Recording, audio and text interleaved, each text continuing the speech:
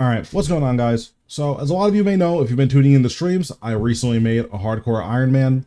Moving forward, we're going to be releasing 2 videos a week based on what's going on with that account. First, we're going to be releasing a video that talks about everything we did over the last week, and then what the reason we did those things are, what the big plans are for the following week. That's going to be the first video on this account, and that's going to come out hopefully this weekend. If not, then the beginning of next week for sure. The second video that's going to be coming out is kind of my exploration of the early game and some of the issues I think need to be worked out. So for instance, something that happened over stream was if your cat that you get from Gertrude's Kitten, if your familiar options are off, you can't pick it up. There's just no pickup option, so it just stays out forever. That interferes with a lot of quests where if you're not looking up guides, you don't know that a certain quest breaks if you have a familiar out.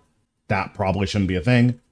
Also, because there's no way to pick up your cat, you would think that, oh, maybe if I click the dismiss now button in your summoning interface, that will just put it in my inventory. Nope, your cat runs away. That's like one small example that we'll go into more details in that video. But these are the 2 videos that will be coming out on the account, at least while we're still in the early/mid game. Once we get into the part of the game where we're farming all of our gear, then the early game stuff will transition to here's the drops we're getting, here's the drops we still need, let's get some drops. And then the video on like early game/mid game problems is probably gonna stop happening because, you know, we'll be at the part of the game where we've hopefully bypassed all of that stuff. But that's the main plan for the Ironman and all the content that's gonna be coming out around the Ironman. 2 videos a week, gonna stream it 3 to 4 times a week, maybe even 5, depending on how much I'm enjoying it. Lately, I've been enjoying it quite a bit, but that's the deal right now. So, what is the theme of this account? Is it just a regular hardcore? What's going on there? What happens if you die? Are you just done? What I've decided to call this account is Roulette Man. Essentially, the idea is our hardcore lives are a buffer for the actual challenge, which is Roulette Man.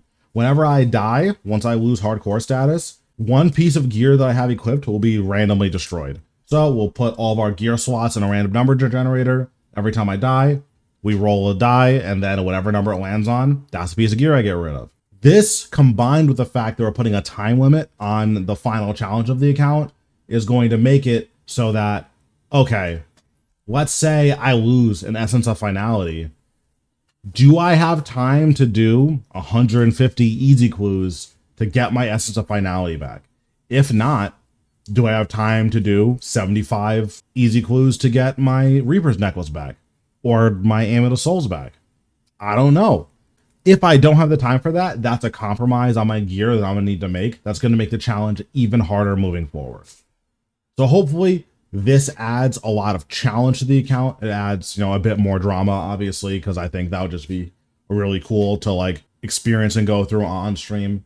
But also it makes it so I can't just, oh, I lost my Omni Guard, I'm going to sit at Ratio for 2 weeks until I get 5 Omni Guards. That way I can just lose a full set and it doesn't matter. That's not what I want the account to devolve into. I want there to be a definitive start and end point. So once we get our first Telos kill, which is ultimately going to be the full grind, is the thing I want to do on this account is get Golden Warden. I picked Golden Warden because you can't teleport out. So it increases my chance of dying because I can't just TP on all my mistakes, but it also is gonna be, I think, fun just to see someone who's never done 4K Telos figure it out. But yeah, once I get the first Telos kill, the account is gonna have 1 month to get 4K Telos. Again, this means that any death I take is going to be potentially a week-long setback, multi-week setback, depending on how long it takes me to get the thing back. Or if I go in with a budget gear, then it's going to take me a couple of hours and I can just get right back into it. That's also an option as well. So that's just something else to consider. But yeah, those are the big things I wanted to talk about regarding what the account is, what the plans are for the account, and what content you can expect to see on the channel around the account.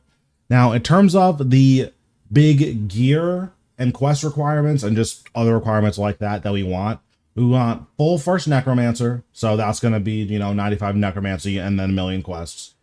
We want Cinderbanes, that's going to be really high Slayer. I think it's 95 Slayer, but it might be lower than that. We want 120 archaeology for the increased relic power and for conservation of energy. You might be able to boost to that. I actually haven't researched it, but you guys will know once we get to that part whether or not I'm going to boost to it. The first book we're going to get is a Scripture of When, because they're super easy to farm in 5 mechanics normal mode Glacier. After that, we're probably just going to head to Solak and try to get a Grimoire. Grimoire with Reaver's Ring is almost certainly going to be my best in slot combination. So that's going to be the highest damage that we can get. That's going to be what I end up going for. We are going to get a Zuk cape, but we're only going to be getting the Necromancy cape. I don't really need a combined cape, so there probably won't be any hard mode Zuk on this account. If we somehow complete the challenge without losing a hardcore status, we might adjust the expectations around the account. I'm not super sure yet. It's not something I've thought too much about, because honestly, I don't think there's a world where I don't lose hardcore status, but that's just me. And then we also want to get an Essence of Finality. This is going to be our best of slot necklace. One, because we actually don't have 100% accuracy against Telos without Lord of Bones. So the little bit of accuracy we get from the Reaper necklace component is really nice. And then the enhanced soul split and enhanced protection prayers is also very, very good. We are going to try to go to Vorkath for 100 kills at least to get our Zemergul's Nexus. I don't know if I want to farm hard mode Vorkath for Lord of Bones, because it is so easy to die there, and it's going to be a couple of months since I've been there once I end up going. So I'm not entirely sure if hard mode Vorkath is in the cards. I'm kind of just hoping I get spooned on Lord of Bones in normal mode, but, we'll see how that goes. And then depending on how the Slayer grind goes, we may try to get Limitless. That's going to be the least important thing on the priority list, but those are the big things we want to do on this account, at least in terms of gear. In terms of quests, we want Within the Light so that I can heal my familiars. We want Temple of Sentencin for curses. Curses are mandatory. We want Succession for dive. Dive is really good. And we want Extinction for the Ring of Vigor passive. And we also want Plague's End for combination potions.